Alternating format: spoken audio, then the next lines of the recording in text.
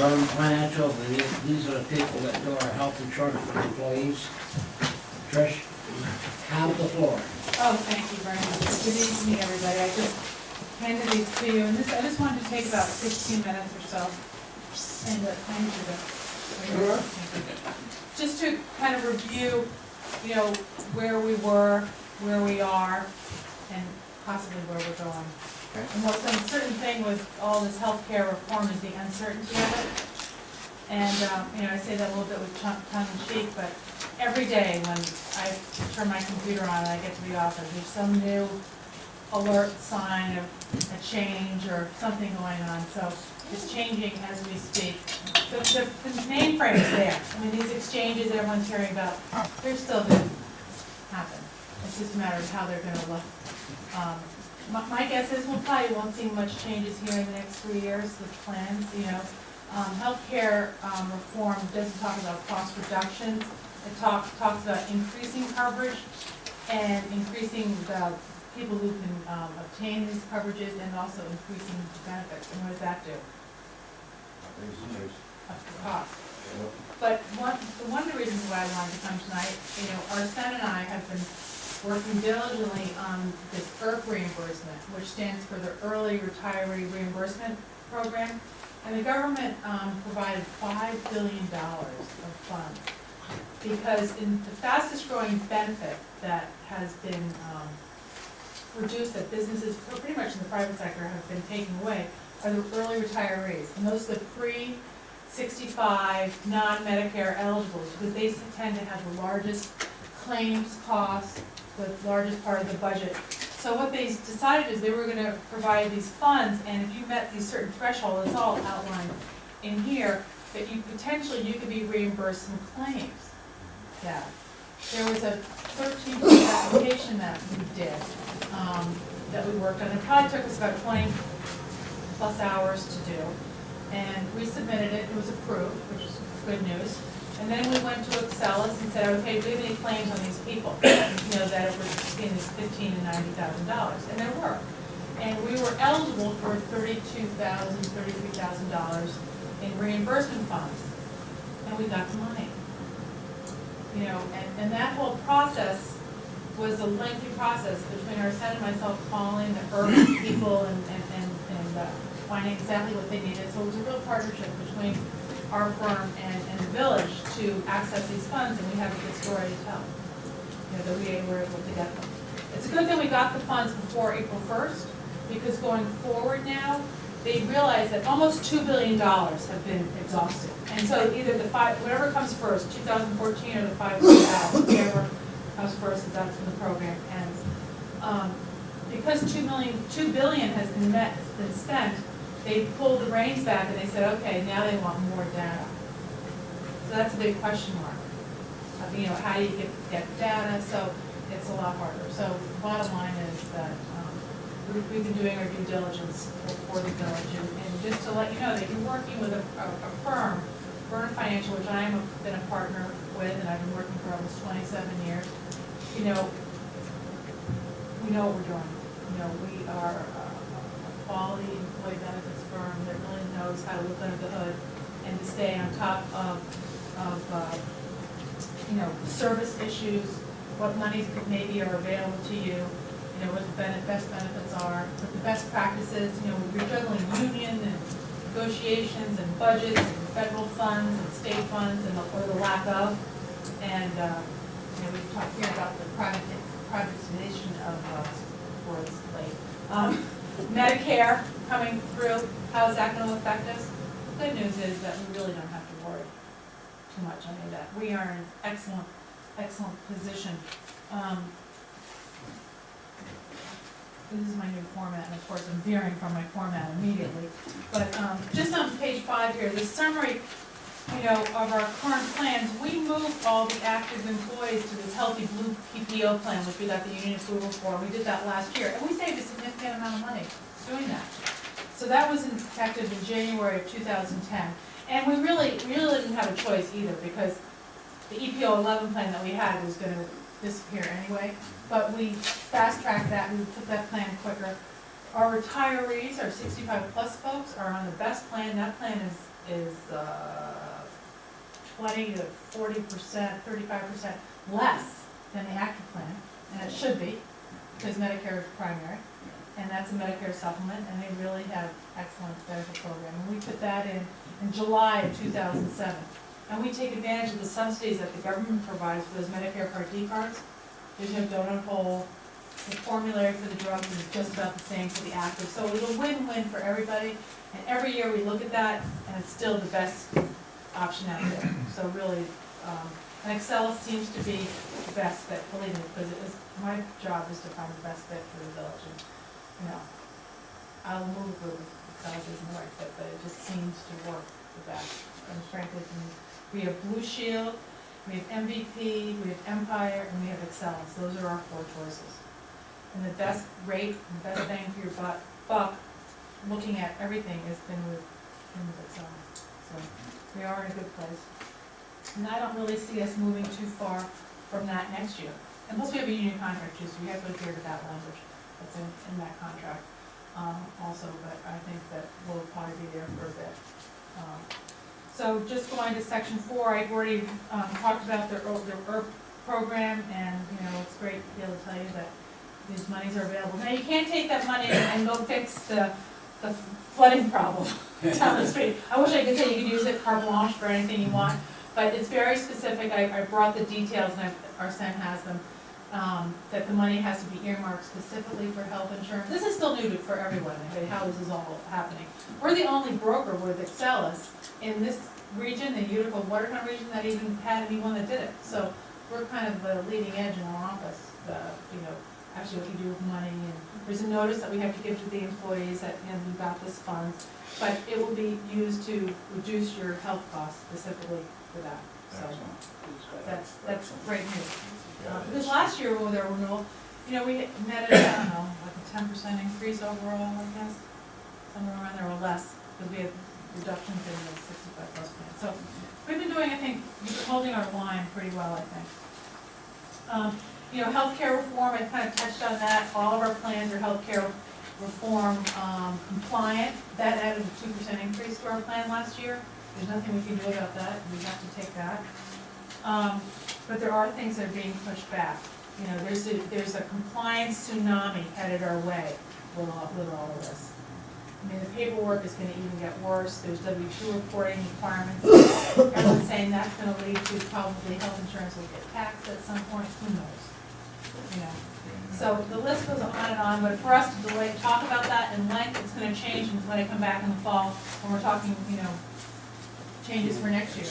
But we're just the bottom line is we're on top of that. But you know, increases this past year we looked anywhere from 10% to 31%. The good thing is we weren't at 31%. MVP, I can tell you, there's like no groups up in the North Country that even have them anymore. I mean, who can sustain that? Yeah, exactly. Right. Now, one thing, I don't know if any of you here are small employers with less than 25 employees, but just as an FYI, one of the good things with healthcare reform, there's not too many good things with it, but if you were an employer with less than 25 employees and you met certain criteria, small employers were actually getting a tax credit. You know, if they met certain criteria, so it's been wonderful. So for example, my husband's company has 12 employees, and if your average wage is less than $50,000, you pay more than 50% of the health insurance.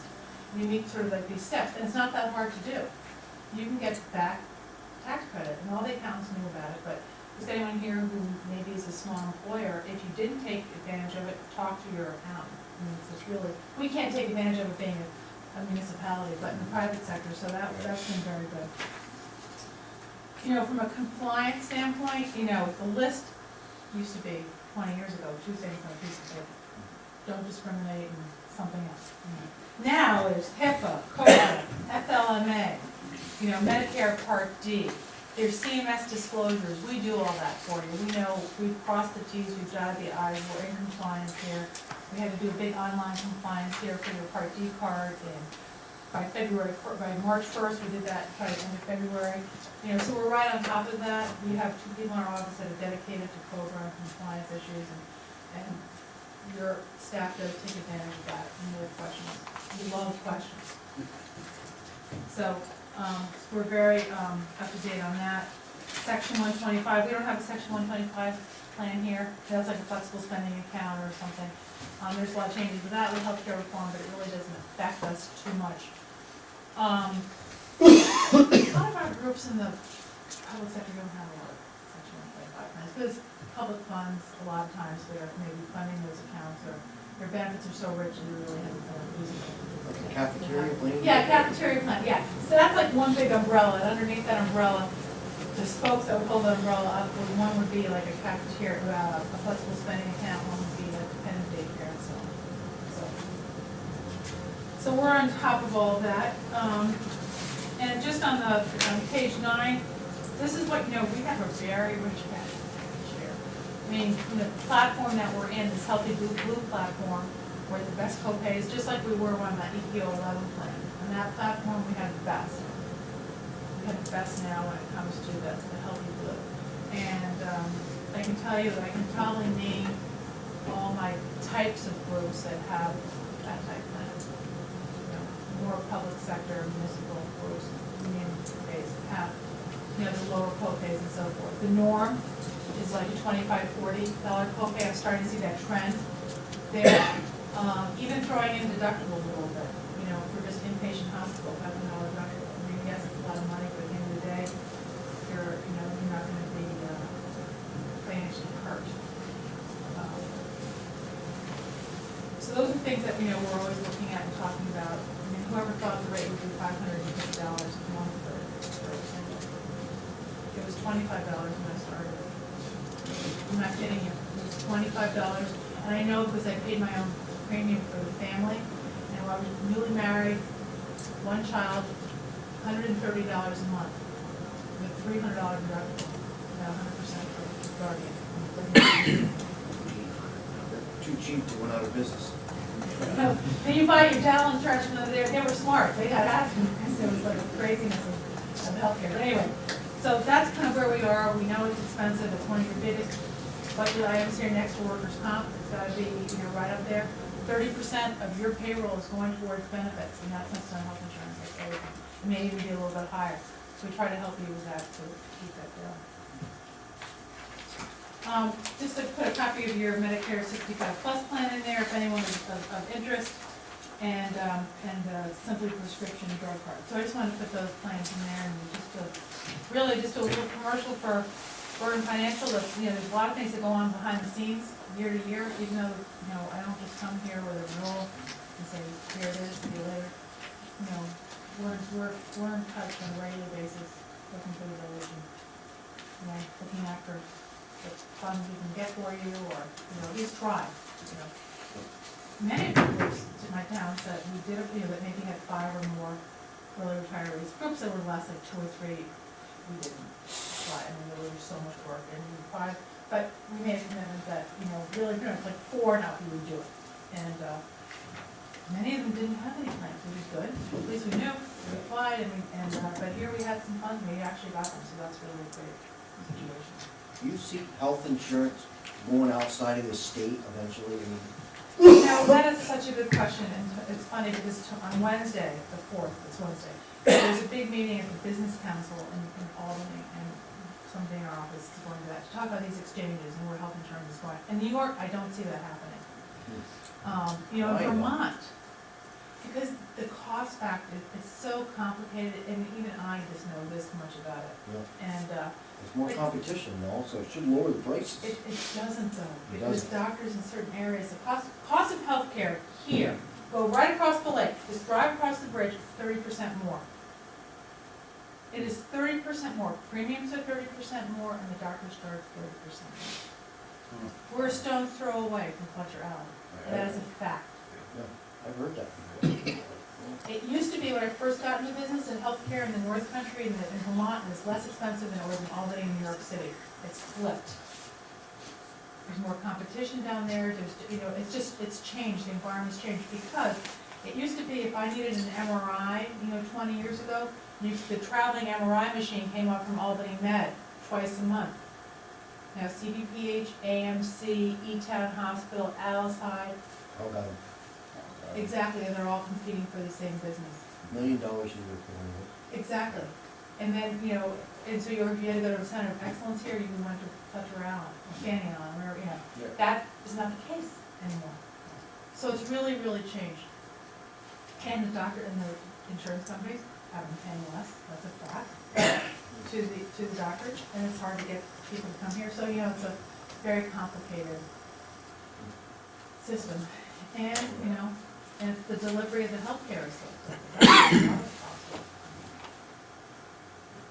So, anyway, good news is we got some money. That's the great news, right? And, you're in compliant, we're doing everything according to Hoyle, as they say here, and, it's a pleasure to work with, the Village of Rouses County. We have a great staff, and I'm glad you believe in me. Well, we've been very satisfied with your firm, very, very satisfied Thank you. over the years. Besides, you come see us once in a while. Yeah, I do. I bring you pens and, well, listen, thank you for your time. I know you have a lot of things to talk about, and, thank you. Thanks, Trish. You're welcome. Comments from the public at this time? Anybody wishing to address the board may do so. Mr. Mayor, elected Yes. members of the Board of Trustees, my name is George Walker. I'm here tonight representing Lighthouse Point. I would note that my colleagues, John Mott from Barkings Marine is here, Joe Treadwell from Gaines Marine is here as well. We've all suffered some pretty significant losses over the last week and a half. And at the urging of the mayor, he wanted to make sure that the board was behind the marine operators and trying to encourage us to apply for any and all county, federal, or state monies. And he suggested that we draw up a proclamation, and when we've done that, we've presented to you folks. If you have any suggestions, we'd be glad to incorporate it. Otherwise, we would love to have the support of this board going forward. Thank you. Thank you. Thank you. On this proclamation, a declaration of whatever they call it, disaster, or anyway, was filed today with Clinton County for the State of emergency? State of emergency, thank you. Was filed this morning at 9 o'clock with the Office of Emergency Services, and turned over to the county. So, unfortunately, it doesn't do much for you guys, or any private people, even us. The only thing it does for the villages is if we need to bring in outside help, like the Department of State or DOT, it allows it to happen without any fanfare, if you know what I mean. I do, Mr. Mayor. However, going through the FEMA process in a previous life, they really are seeking support at the lowest level. Yeah. They want to know where Well, your that's- village is, where your town, where your city is, What and then I- working your way up the food chain, so. What I told y'all this morning is to keep good records of what you spent in labor, you spent in material, what you spent in machinery to do it. Because if we reach that plateau and we get a federal disaster declaration, you would have some help. Thank you very much. Well, we're in the town of Champlain as well, so can't we put it all of our losses together and clear it underneath the town? No, it's under the county. That's why. A certain threshold of damages. That's why it's filed with the county, because your next step from here is the county. I'm good, I'm learning that. I would have thought that we would go to the town of Champlain and then go to. I didn't even know the town of Champlain filed until this morning when it was on our fax machine. And apparently they filed Friday. You guys should videotape too all your stuff, and then you got a permanent record of it, because how are you gonna prove later what we did and what the results are? And if you've got the videotape, boy, you know, I would recommend highly, I mean, I know you're taking pictures and stuff, and I got a bunch of pictures sent to me today from one of the guys from Border Patrol of Swanton, of the area and stuff. You know, so just keep that in mind. That's an excellent suggestion. Anything we can do, you know, anything we can do under the covenant of the law, we'll do. Understood. I was hoping that, I was hoping that you could review this and that someone would sign on behalf of the board so that we would have met the first threshold for doing Mind if I redo this? that. Not at all. So, I'll have Madam Clerk put it in the form that we need to have it, in the style. thank you. Would you like a motion on that, Mayor? You don't need a motion to sign it, I sign on your form. Okay. Sign it, right? Nothing ventured, nothing gained. And if it can help, we'll be glad to do that. Thank We're you. not out of the woods yet, looks like there's no rain coming still, so. Yeah. Anybody else wish to address the board? I forgot one thing, I'm sorry. All right. We wrote a press release, we wanted, you know, to get some mileage for this earth situation. We wrote in the press release, our son has a copy of that, and so we were gonna put it in the press Republican. That's fine with us. Okay. It kinda goes over the federal government, and it's a great feather in your cap too, you know, so, It's free, it's for me. okay, all right, well, thank you, that's all I wanted to say. And probably, that'd be the only press release we'll probably get. Thank you. Anybody else wish to address the board? If not, minutes of the previous meeting, board, you all have copies. Is there any additions or deletions? And it's, minutes of the regular meeting of April 18th and the budget meeting of April 25th. I'll make a motion to accept the minutes of the meeting of April 18th and April 25th, 2011. Second. Moved by trustee Jefferson, seconded by trustee Huckrow. Any discussion? There being no discussion, all those in favor, vote by usual sign of aye. Aye. Those opposed, motion carried. Bills. You all got copies of the bills. Is there any discussion? Oh, sorry. There's no additions or deletions. I'll make a motion to pay the bills tonight. Second. Moved by trustee Jefferson, seconded by trustee Baker. Any discussion? There being no discussion, all those in favor, vote by usual sign of aye. Aye. Those opposed, motion carried. All right, correspondence. The first item I have is the American Legion Auxiliary of Rouses Point would like the Village of Rouses Point to grant us permission to sell poppies. These poppies will be sold at different locations throughout the village. The remaining employees at Wyeth are still one of our large contributors. Therefore, your permission would be greatly appreciated. Thank you for your cooperation, and that's from Ann Ketty. I'll make a motion to allow the auxiliary, the American Legion Auxiliary to sell poppies in the village. Second. Moved by trustee Jefferson, seconded by trustee Huckrow. Any discussion? There being no discussion, all those in favor, vote by the sign of aye. Aye. Those opposed, motion carried. And the next item I have is from the Clinton County Office for the Aging. It is a pleasure to invite you to attend the 18th Annual Senior Celebration. This year's celebration will be held at the Senior Center, 5139 North Catherine Street, Plattsburgh, on Friday, May 6, 2011.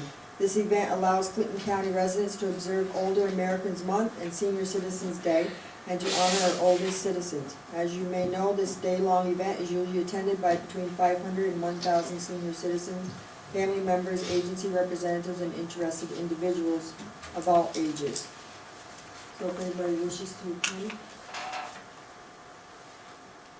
I think I'll go, Carol, I don't have anything on the agenda for the 6th. So, anybody else wanna go down and represent the board? All righty, That's it? that's it. The next item I have, I received by certified mail from Angelo's Pizza and Grill. As per alcoholic beverage control law, section 64 and 109, it is our requirement to inform you of our intent to renew our liquor license. The term begins July 1st, 2011 and expires on June 30th, 2012. And they gave their license serial numbers. That's just information. It's just for the board's information, no action That's it. necessary. That's all I have. Thank you, Carol. Report of the mayor and the trustees. The only thing on my agenda tonight, the appointment of delegates and alternate delegate to the Clinton County Fire Advisory Board. And they're gonna start talked to the fire department, they want them to stay the same, so we'll appoint Michael LeBlanc as the delegate and Walt Laramie as the alternate.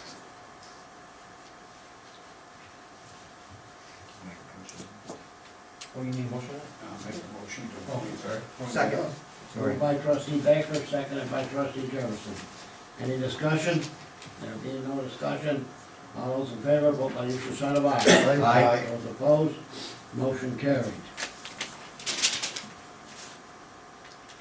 Oh, yes, it's not on the agenda, but, the Municipal Electric Association of the State of New York Northern Regional Meeting be hosted in Lake Placid,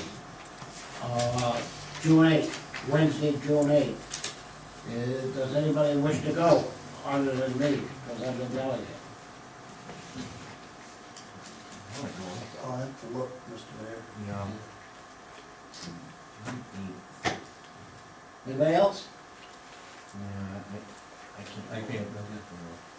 Someone, Mr. Cooper, I have told you several times before, you gave up that privilege. It doesn't hurt to ask. He said it doesn't hurt to ask. It doesn't hurt to ask. I need a motion for two people to go then. I'll make that motion. Second. Moved by trustee Jefferson, seconded by trustee Huckrow. Any discussion? There being no discussion, all those in favor, vote by usual sign of aye. Aye. Okay, I have an announcement. We canceled the meeting that was going to be held on May 23rd, and this is on the code review. There was conflicts, and it's rescheduled for June 9th at 7 PM in this room.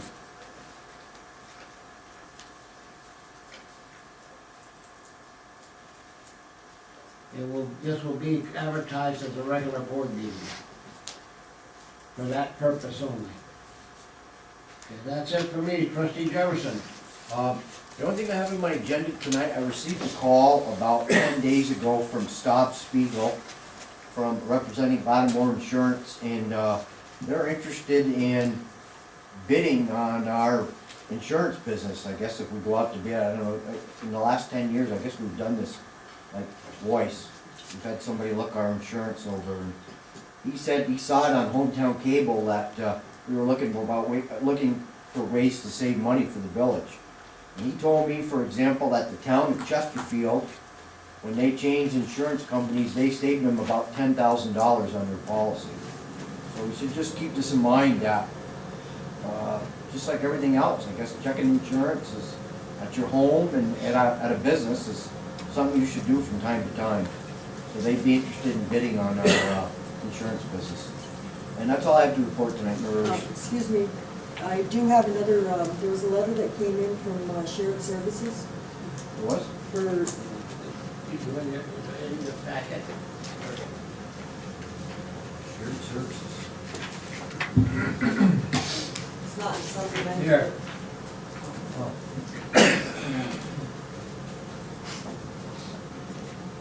Okay, we can get the money then. No, they get the grant. Oh, I didn't see this, okay. Okay, well, I'll just summarize this. We applied for a grant for C2RP water conservation meter reading efficiency. And bad news, we didn't get the money. So, I'll give that back to you, Mayor. That's all I have to report, thank you. On this right here, that suggests that there is money available through the Rural Development Water and Environmental Program, U.S. Department of Agriculture, Rural Development and Water Program. And this is grants based on infrastructure and population, and 51% for moderate income, which means that we would have to pay. And there is absolutely no way, as long as I'm mayor, that we're gonna take out another loan on the water thing. It's either a full grant or nothing at all. We can't afford to put more money, more loan against that water. We got, what, pretty close to $2 million in debt there.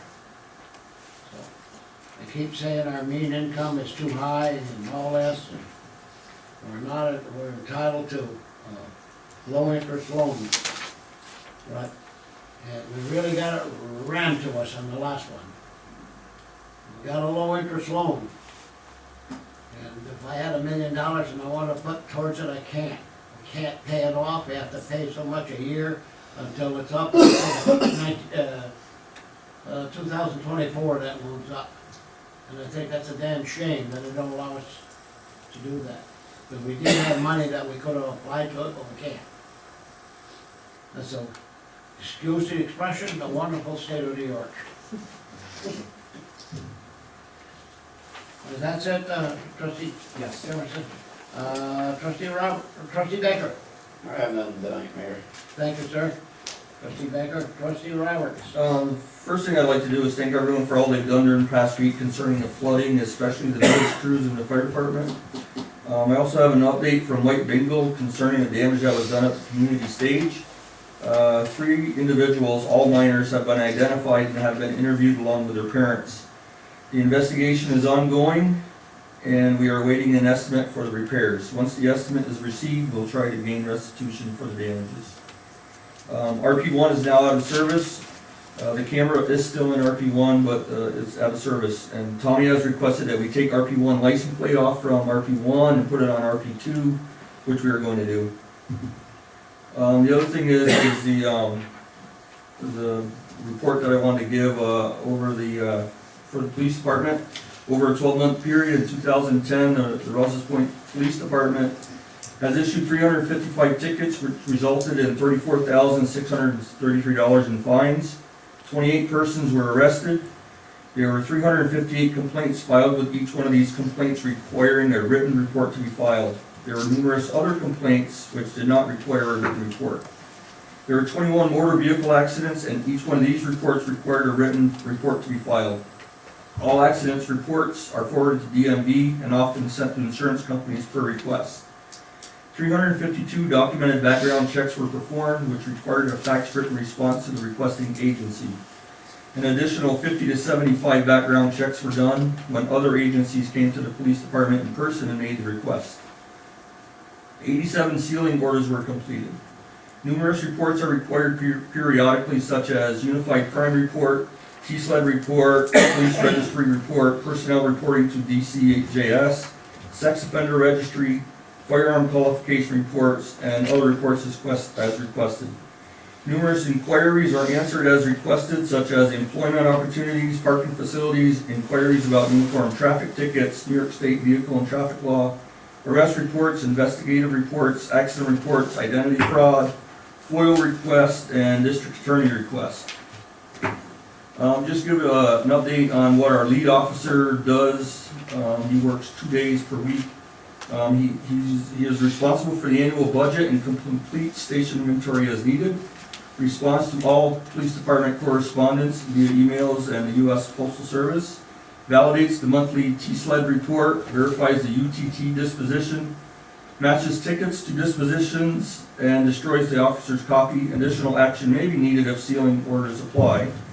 Reviews and approves the monthly bills, signs weekly time cards, prepares work schedules, reviews purchase requests and prepares the purchase orders, sets up mandated training and reviews training announcements to ensure officers are receiving adequate training, reviews all reports for accuracy and evaluates them to determine if other actions need to be taken regarding complaints, advises on issues regarding the New York State Penal Law, the Criminal Procedure Law, New York State Vehicle and Traffic Law, Family Court Law, and Village Codes, as well as procedures for dealing with juvenile offenders. He determines which cases need outside resources from other law enforcement agencies and obtains those resources through appropriate contacts. Obtains equipment and applies for grants, for which over $200,000 of equipment was obtained at no cost to the village.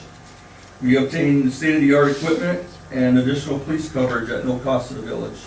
Prepares and submits progress reports to New York State Homeland Security. Organizes 4th of July detail and prepares parade guidelines. Obtains assistance from other agencies to provide traffic control and security. Also sets up details for other special village events such as a holiday train, parade of toys, stage entertainment events, frostbite run, bicycle tour, Halloween and cabbage night. Completes numerous inspections on motor vehicles due to violations and completes and forwards the necessary documents to the court. Assures all required paperwork is adequately completed and filed for all traffic tickets, arrests, complaints, and accidents. As you can tell, we have a very active and successful police department, which I believe is a huge asset to our department, or to our community. There are many services that we recognize from our village police department that would not be obtained via the state police. I recognize the fact that there are many border patrol agents in the area, as there should be, as we live on the border. But these agents are peace officers. They cannot stop and detain, but they can stop and detain, but they cannot enforce codes nor enforce traffic infractions. So I just wanted to give an update on, I know there were some questions on what does Mr. Bingle do, and I felt that it was appropriate that I sit down with him, or we all know what he does, not just me or John, that the entire board is aware of what he is doing. So, that's my report, I thank you very much. I just want to bring one thing up. Do you all have a copy of this report? Anybody here on the board? When you release defendants' names, whether they're innocent or guilty, I believe that's a violation of law. So listing people's names here on this back page, the last 2 pages, you know, I spoke with an attorney, and it's really not a good idea to list the defendants' names, whether they're guilty or whether they're innocent. And it kind of opens up, you know, it could possibly set us up for a lawsuit. So I would recommend that from now on, when we get a report like this, take people's names off this. My name's on this, and I don't, you know, I don't know why you would even put something like that. But these other people, though, if they knew that their name was on a report, I don't think they'd be too happy. So I think that should be addressed. Okay. Well, let's run it by our attorney also. And then that way we'll know whether it's legal or whether it isn't. If I talk to an attorney, and he says it's not legal, so that's all I want to say on that. Okay. My question is, how much did the attorney charge you? That was a fair question. There's nothing free. $150 an hour is people away. So, okay, thank you. Yeah. That's it? Yes, thank you very much. All right, trustee Huckrow. Thank you, Dennis. Yes, Mr. Mayor. The first thing I'd like to do is authorize the clerk to publish a legal notice for local law number 3, which is the moratorium on the storefronts. That's one motion. Second? Moved by trustee Huckrow, seconded by trustee Jefferson. Any discussion? It's a roll call vote, isn't it? Carol, Pardon? roll call vote? No, it's just authorizing me to publish. Oh, okay. There being no discussion, all those in favor vote by your consent of aye. Aye. Aye. Those opposed, motion carried. And Mr. Mayor, I'm very, very happy and proud to present the team resolutions I have before me. Whereas the Board of Trustees of the Village of Rouses Point, New York, wish to express their congratulations to Maurice LeFave, who has celebrated 45 years of volunteer service in Rouses Point Fire Department, and whereas Maurice joined the Rouses Point Fire Department on October 4, 1965, and began his career in fire service, where he has been a role model to many members of the department and continues to be active as a pump operator. And whereas his dedication has shown in his many acts of unselfish deeds to the department and residents of the community, and therefore be it resolved, the Board of Trustees of the Village of Rouses Point does hereby congratulate Maurice LeFave for achieving this milestone in his life and publicly thank him for dedication that he has shown to the Village of Rouses Point Fire Department and the residents of the village. This resolution shall take effect immediately. I'd like to put that in form of motion. Second? Moved by trustee Huckrow, seconded by trustee Jefferson. This is a roll call vote. Trustee Jefferson. Aye. Trustee Baker. Aye. Trustee Roberts. Aye. Trustee Huckrow. Aye. And the mayor And the votes second aye. is, whereas the Board of Trustees of the Village of Rouses Point wishes to express their congratulations to Ellen Nautel, who has celebrated 30 years of volunteer service to the Rouses Point Fire Department, and whereas Alan joined the Rouses Point Fire Department on January 12, 1981, and began his career in the fire service when where he has been a role model to many members of the department, having served as a training officer, lieutenant fire police, company president for many years, and serves currently as the captain of fire police. And whereas his dedication has been shown in his many acts of unselfish deeds to the department and residents of the community. Therefore, be it resolved that the Board of Trustees of the Village of Rouses Point does hereby congratulate Al Natal for achieving this milestone in his life and publicly thank him for the dedication he has shown to the Rouses Point Fire Department and the residents of the village. This resolution shall take effect immediately, and I'll put that in the board's motion. Second. Moved by trustee Huckrow, seconded by trustee Jefferson. Roll call vote, trustee Jefferson. Aye. Trustee Baker. Aye. Trustee Roberts. Aye. Trustee Huckrow. Aye. And the mayor votes aye. And, Mr. Mayor, just a comment aside on these two resolutions. The issue came up a few meetings ago at a fire department meeting as to why Rouses Point Fire Department should be held to a higher standard. Sir, it is because we are at a higher standard. The service, like these gentlemen and yourself, Mr. Mayor, and a few others, we are at a higher standard. That's all, Mr. Mayor. Thank you, trustee Huckrow. Carol, I have nothing. Arsen. I just, excuse me, I just want to read a press release that we sent out regarding the budget billing. Commencing on June 1st, 2011, the Village of Rouses Point Municipal Electric Department will again make available to residential customers of the system who have a 12-month clear record with the utility the opportunity to pay their electric charges by a budget billing arrangement. Based upon previous year's usage and a projected per kilowatt hour, including supplemental power charge, a customer's annual electric expense will be estimated and then paid in 11 payments, with the remaining month of May used to reconcile the under or over payments. Anyone wishing to participate in this program should contact the accounting department at the village office Monday through Friday prior to May 31st, 2011. After that date, entry in the program will not be allowed to May 2012. All customers presently on the program will remain with the budget amount appearing on the top portion of the bill, commencing with the June bills. This program is open to all residential customers who meet the above requirements. That's all I have. That's all you have? Yes. Thank you, Arsen. Open meeting to the public again. Nobody wishing to address the board, and guess what? No executive sessions, I'll take a motion for adjournment. Trustee Baker made the motion. Second. Several seconds. All in favor? Aye. Those opposed, motion carried.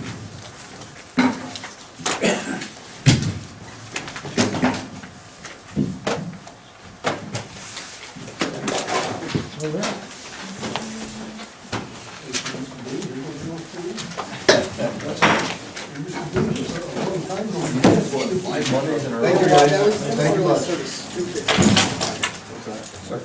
I haven't seen you. Working for my